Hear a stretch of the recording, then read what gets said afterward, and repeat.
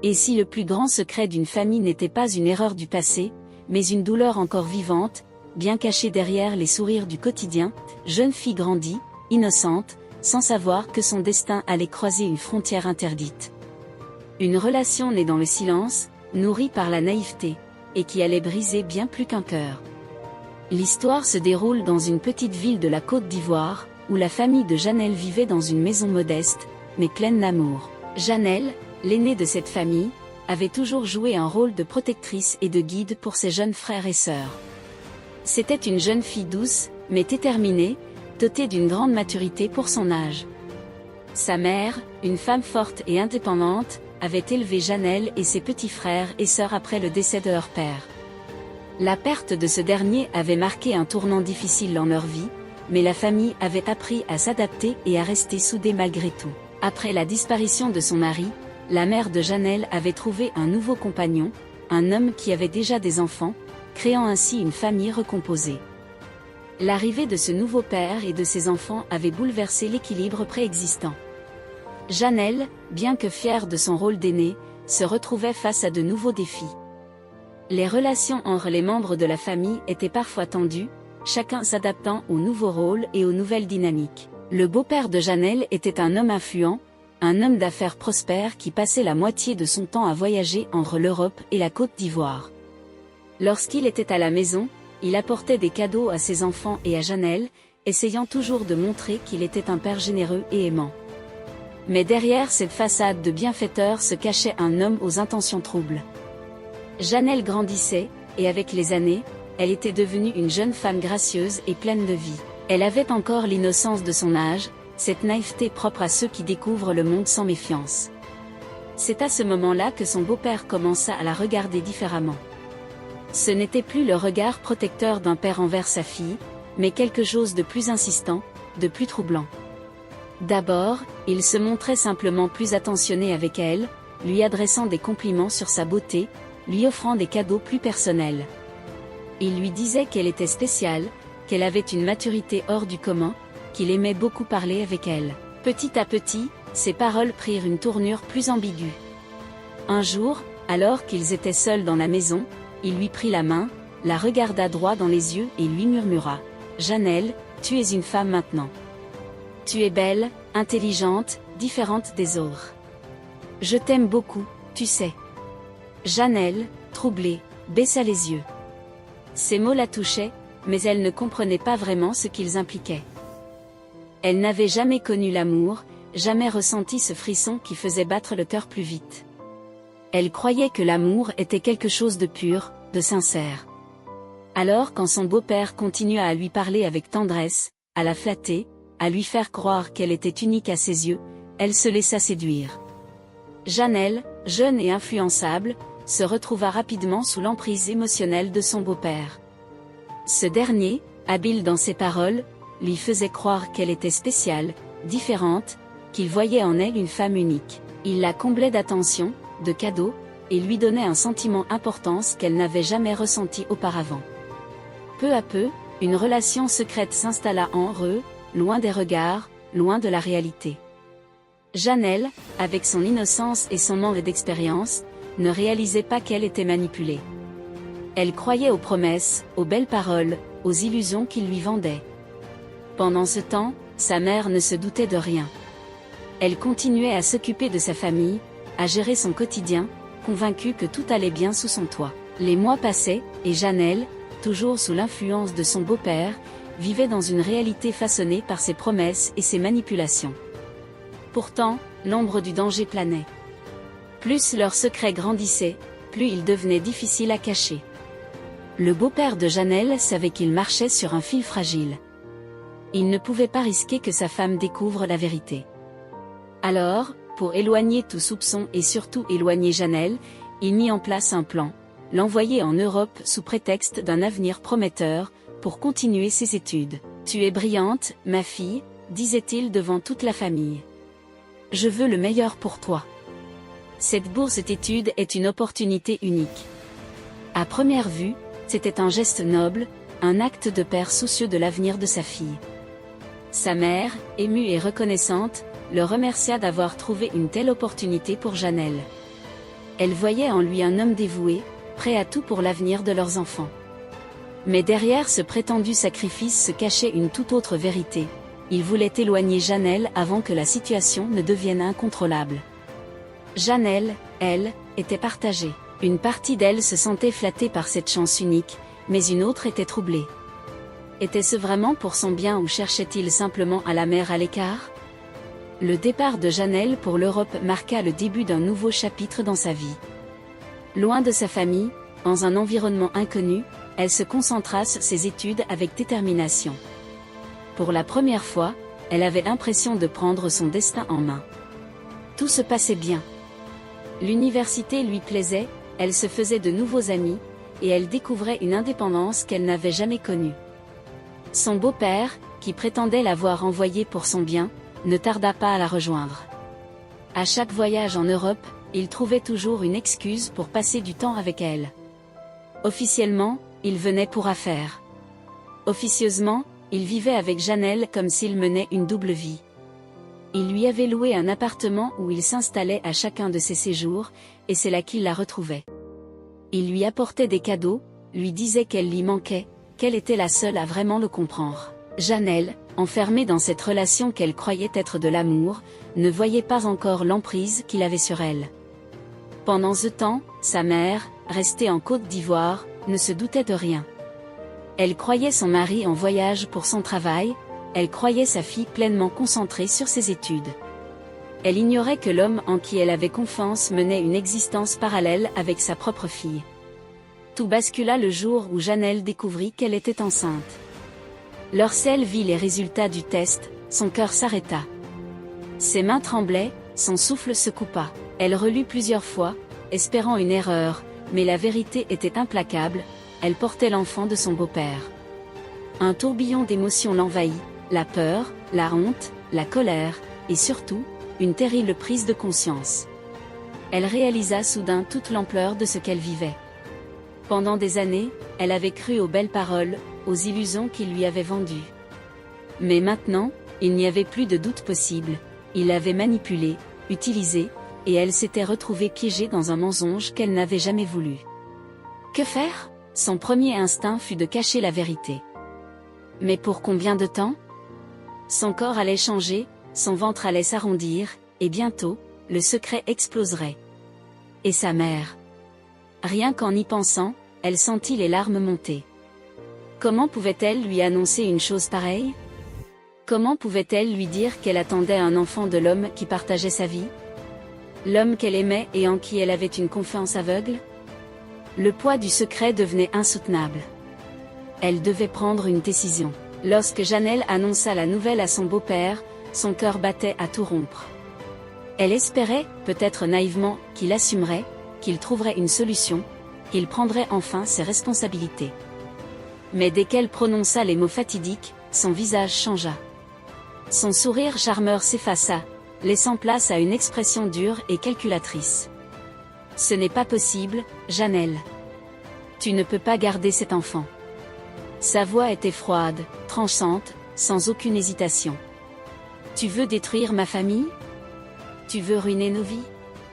Poursuivit-il. Si tu tiens à moi, alors fais ce qu'il faut. Janelle sentit son sang se glacer.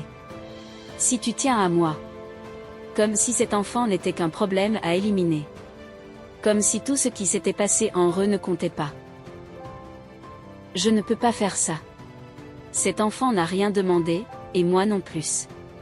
Son beau-père la fixa longuement, puis son regard se durcit encore plus. Il soupira et haussa les épaules, comme si elle venait de lui imposer un fardeau qu'il refusait de porter. Dans ce cas, tu te débrouilleras seul. Ces mots furent comme une gifle. Il ne lui offrait même pas d'issue. Il coupait simplement les ponts, la laissant face à son destin. Puis, sans un regard en arrière, il tourna les talons et sortit. Janelle resta figée. Abandonnée. À ce moment précis, elle comprit qu'elle n'avait jamais compté pour lui. Elle n'avait été qu'un secret de plus à protéger, une ombre dans sa double vie. Au fil des mois, le ventre de Janelle grandissait, et avec lui, la réalité de sa situation devenait de plus en plus difficile à ignorer. Son beau-père, malgré tout ce qu'il avait dit au départ, ne pouvait plus fermer les yeux sur la grossesse. L'idée de la répercussion publique, mais surtout les conséquences juridiques, commençait à le rattraper. Il savait que sa position était fragile. Si la vérité éclatait, il risquait de tout perdre, sa famille, sa réputation, et bien plus encore. Il avait beau tout tenter pour se protéger, le secret ne pourrait pas durer éternellement. C'est ainsi qu'il commença à intervenir, d'une manière qu'il espérait pouvoir contrôler.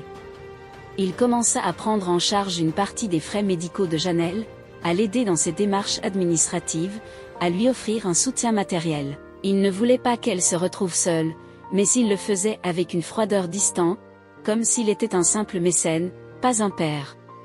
Leurs conversations se faisaient de plus en plus rares, leurs échanges devenaient plus superficiels. La relation secrète qu'ils avaient partagée se trouvait désormais derrière eux, enterrée dans un passé qu'ils cherchaient tous deux à oublier. Janelle, elle, ne voulait plus entendre parler de lui de la même manière. Elle avait fait son choix, cet enfant serait élevé dans la vérité, loin des manipulations et des mensonges. Le lien qui les avait unis s'était rompu, mais elle savait qu'elle n'était plus seule, qu'elle avait ce petit être à aimer et protéger. Le jour de l'accouchement arriva. Janelle, après des mois de solitude, d'angoisse et de doute, donna naissance à un petit garçon. L'amour qu'elle ressentit immédiatement pour ce bébé effaça toutes les douleurs physiques, mais la vérité, elle, restait toujours aussi lourde à porter. Pendant des mois, Janelle avait essayé de tout effacer, de fuir ce secret qui la dévorait de l'intérieur. Mais désormais, elle ne pouvait plus garder cela pour elle. Elle savait qu'il était temps de tout dire, de tout révéler à sa mère, de faire face à la réalité. Il n'était plus possible de continuer à vivre dans l'ombre. La distance géographique avait toujours offert une forme de protection, une barrière entre Janelle et sa mère. Elle avait pris l'habitude de se cacher dans cette distance, d'éviter la confrontation. Avec des mots hésitants, mais déterminés, elle commença à tout lui raconter. Chaque détail, chaque instant, jusqu'à cette nuit où son beau-père lui avait fait des avances, jusqu'à leur relation secrète, et enfin, jusqu'à la grossesse et la naissance de l'enfant. La réaction de sa mère fut instantanée et dévastatrice. Au début, elle ne comprenait pas, pensait que Janelle plaisantait, qu'elle faisait une erreur. Mais au fur et à mesure que les mots de Janelle s'enchaînaient, que la vérité s'imposait, sa mère sembla perdre pied. Elle se leva brusquement, les yeux écarquillés, comme si elle venait d'entendre un mensonge impensable. « Non, ça ne peut pas être vrai. Pas mon mari. Pas toi. » Sa voix tremblait, son corps entier semblait se figer sous le choc. Elle se sentait écrasée, paralysée, incapable de réagir. Les images de son mari et de sa fille, une famille unie, venaient de s'effondrer d'un seul coup. Elle ne savait pas comment tout cela avait pu arriver. Comment pouvait-elle réconcilier l'image de l'homme qu'elle avait aimé et respecté pendant des années avec celui qui avait trahi sa confiance de la manière la plus impensable qui soit? Pendant plusieurs jours après la révélation, la mère de Janelle fut comme absente. Elle ne mangeait presque plus, ne parlait à personne, ne répondait plus aux appels. Elle vivait un choc profond, un tsunami intérieur qu'elle essayait de contenir sans laisser paraître la douleur. Mais au fond d'elle, un autre combat se jouait. Elle était une mère, avant tout. Et une mère, même brisée, cherche des repères. Or, dans sa réalité à elle, cet homme qu'elle avait épousé était aussi celui qui assurait le quotidien, l'éducation des enfants, la stabilité de leur foyer recomposé. Elle pensa longuement à tout ce qu'elle risquait de perdre si elle décidait de faire éclater la vérité, la sécurité de ses enfants, sa maison, son image sociale, mais surtout, cette paix fragile qu'elle avait réussi à construire après le décès de son premier mari. Et puis, il y avait la distance. Janelle n'était plus là. Le bébé non plus. Ils étaient loin, comme dans un autre monde. Cela rendait la douleur plus floue, plus supportable. Un jour, elle se regarda dans le miroir, essuya ses larmes, et se dit à voix basse, « Peut-être que ça passera. Peut-être que c'est mieux de ne plus y penser. » Alors, contre toute attente, elle décida de se taire. Elle rappela Janelle, sa voix calme, presque détachée, « Ma fille. Tu as commis une erreur. Et lui aussi. Mais je vous pardonne. » Janelle resta sans voix. Elle ne s'attendait pas à une telle réaction. Elle s'attendait à la colère, au rejet, à une rupture. Mais au lieu de ça, elle reçut un pardon, douloureux, mais réel. Tu es ma fille. Ce que tu as fait est grave. Mais tu es loin. Et ce que je ne vois pas, je peux l'oublier. Je veux juste que tu sois forte et que tu t'occupes bien de cet enfant. C'était un pardon silencieux, résigné. Pas celui qui libère totalement, mais celui qu'on choisit pour ne pas sombrer. Elle pardonna à son mari aussi, en silence, sans le confronter. Par peur de perdre ce qu'il leur apportait. Par peur de tout recommencer. Et peut-être, parce qu'elle savait qu'elle n'était pas encore prête à affronter le vide. 3 années s'étaient écoulées. 3 longues années pendant lesquelles Janelle avait reconstruit sa vie loin de tout. Son fils grandissait, beau et souriant, et malgré les cicatrices du passé, elle avait réussi à créer autour de lui un cocon d'amour et de stabilité. Mais dans son cœur, il restait un vide, celui de sa terre natale, de sa mère, de ses racines. Elle sentait qu'il était temps de revenir.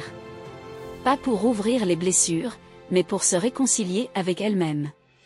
Alors, elle prit son courage à 2 mains, réserva les billets, fit les valises, et prit ce vol tant redouté vers la Côte d'Ivoire. À son arrivée, elle fut surprise. L'accueil fut chaleureux. Sa mère l'attendait à l'aéroport, les bras tendus, les yeux remplis d'émotion. Elle serra sa fille contre elle, puis découvrit le petit garçon, debout à côté d'elle, tenant timidement la main de sa maman.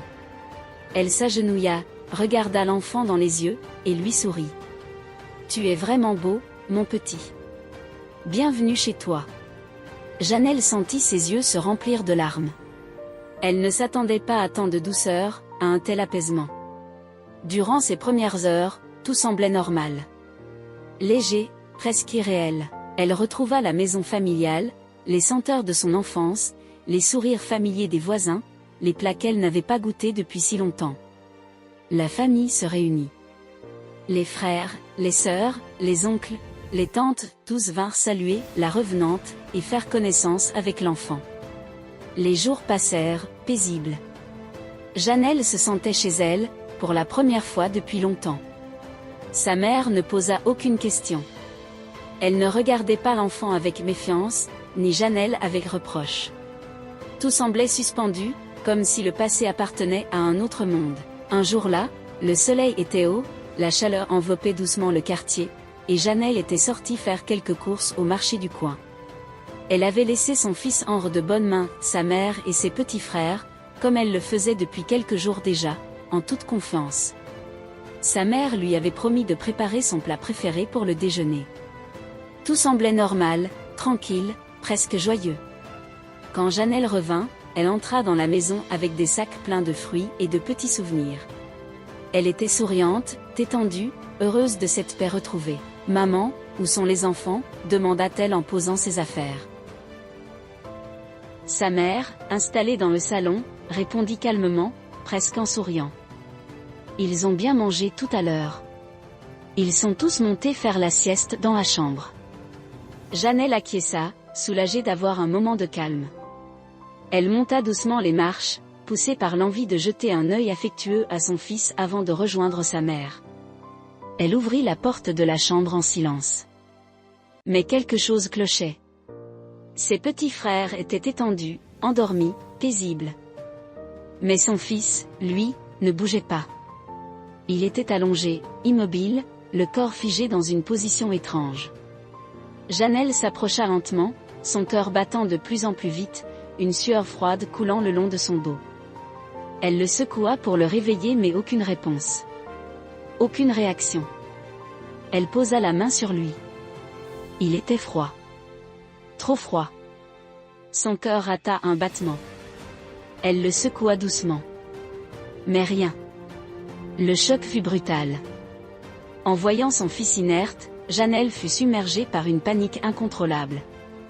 Elle ne comprenait plus rien, son esprit refusait d'accepter ce que son cœur pressentait déjà. En quelques minutes, elle enveloppa précipitamment l'enfant dans un pagne, sa mère la suivit, et ensemble, elles coururent jusqu'au centre de santé le plus proche. Chaque seconde semblait une éternité. Le chemin vers l'hôpital paraissait interminable.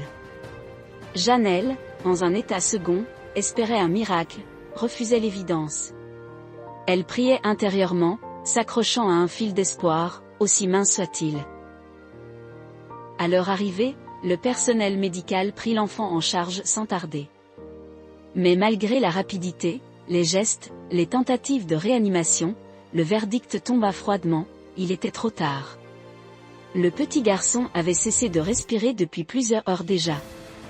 Le médecin, avec tout le tact dont il pouvait faire preuve, déclara officiellement le décès du fils de Janelle. Ce fut comme un effondrement intérieur. Le sol s'ouvrait sous ses pieds. Janelle se figea. Son corps tremblait, mais ses larmes ne coulaient plus. Elle resta là, hébétée, les bras vides, incapable de parler ou de réagir. Autour d'elle, le monde continuait de bouger, les gens murmuraient, les enfants jouaient dehors, les voitures klaxonnaient, mais dans sa réalité, tout s'était arrêté. Sa mère, à ses côtés, était également pétrifiée. Un sentiment d'impuissance et de culpabilité la rongeait. L'enfant était sous sa garde. Les deux femmes, chacune dans leur douleur, étaient désormais liées par une perte qui allait les marquer à jamais. Les médecins ne purent établir avec certitude la cause exacte du décès. Aucune blessure, aucune trace apparente de violence, rien qui puisse expliquer ce départ soudain. Cela ajouta une couche d'incompréhension à la douleur de Janelle, comme si le silence de la mort refusait même de livrer ses raisons. Elles entamèrent les démarches pour garder le corps à la morgue, en attendant d'organiser les obsèques. Le personnel médical leur donna les documents nécessaires. Tout se faisait mécaniquement, sans émotion, alors que le cœur de Janelle se brisait un peu plus à chaque signature, à chaque mot inscrit sur ses papiers officiels. Le nom de son fils figurait maintenant sur un registre où plus rien ne grandirait jamais. De retour à la maison, le silence était pesant. Chacun avait regagné sa chambre, les visages étaient graves. C'était comme si toute la maison s'était vidée de sa lumière. La mère de Janelle la suivit du regard, puis s'approcha lentement, comme portée par une force intérieure. Ses yeux, rouges et gonflés, débordaient de larmes. Elle s'arrêta face à sa fille, la regarda longuement, le souffle court, comme si elle portait depuis trop longtemps un fardeau qu'elle n'avait jamais voulu nommer. Puis, sans crier, sans colère, elle laissa tomber cette phrase, simple et douloureuse. « Je n'ai pas pu supporter. Il te ressemblait, mais surtout, il ressemblait tellement à mon mari. » La ressemblance, le regard, le sourire. Tout ce qu'elle avait hanté d'ignorer, de refouler, de pardonner en silence, venait de s'imposer à elle dans la mort. Janelle resta figée. Elle regardait sa mère, mais ce n'était plus le même regard. Quelque chose venait de se briser, doucement mais irrémédiablement. Les mots de sa mère résonnaient encore dans sa tête, en boucle, comme un écho lointain qu'elle n'arrivait pas à faire taire. Elle voulait poser des questions, hurler, exiger des explications. Mais aucun mot ne sortait.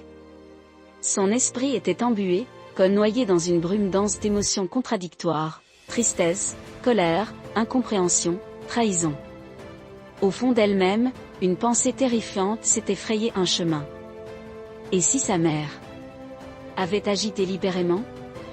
Et si ces mots, dits entre deux larmes, n'étaient pas une confession poétique, mais bien un aveu déguisé? Elle repensa à la scène. Le fait que personne n'ait remarqué que l'enfant n'était plus en vie. L'idée qu'un petit garçon puisse s'éteindre pendant une sieste, sans que personne ne perçoive le moindre changement, tout cela sonnait faux, absurde, presque trop propre. Sa mère avait peut-être fait ce que son mari n'avait pas eu le courage de faire. Pas pour l'enfant. Pas pour soulager la famille. Mais pour elle-même. Pour effacer cette vérité trop lourde à porter, pour gommer la preuve vivante de cette trahison qu'elle n'avait jamais réellement acceptée. Mais comment l'accuser? Comment prouver quoi que ce soit? Comment se battre contre une femme qui l'avait mise au monde, élevée, aimée, puis peut-être, en silence, condamnée? Janelle était perdue. Son deuil venait de prendre une autre forme. Ce n'était plus seulement la perte de son enfant. C'était la perte de ses repères, de sa confiance, de l'innocence qui lui restait encore. Mais alors que la maison s'endormait et que les derniers visiteurs des funérailles s'étaient retirés, Janelle restait éveillée. Seule dans le silence, face à elle-même. Le regard fixé au plafond, elle sentit le poids de tout ce qu'elle avait vécu s'abattre d'un seul coup sur sa poitrine. Pouvait-elle encore regarder sa mère comme une mère? Celle qui l'avait bercée, protégée, ou peut-être condamnée à vivre ce châtiment silencieux? Devait-elle disparaître pour toujours, couper les ponts, recommencer sa vie ailleurs, dans un pays où personne ne saurait? Ou fallait-il rester, affronter les non-dits, exiger des réponses, crever l'abcès? Et puis cette question qu'elle n'osait formuler à voix haute, mais qui lui transperçait l'âme. Était-ce elle, la véritable cause de tout cela? Si elle n'avait pas cédé, si elle avait parlé plus tôt. Avait-elle été la première pierre de la chute? Son fils était-il mort parce qu'elle avait laissé un lien interdit prendre racine dans leur famille? Et maintenant, que faire? Pardonner, ou accuser? Se reconstruire, ou fuir? Sauver ce qu'il reste, ou laisser tout s'écrouler? Des questions sans réponse. Des silences lourds de vérité. Un choix à faire, seul. Et quelque part dans cette nuit sans sommeil, une seule certitude s'imposa à elle. Rien ne sera plus jamais comme avant. Parfois, ce ne sont pas les ennemis qui nous détruisent, mais ceux que l'on aime le plus. L'histoire de Janelle est celle d'un silence qui a trop duré, d'un secret qui a tout emporté sur son passage.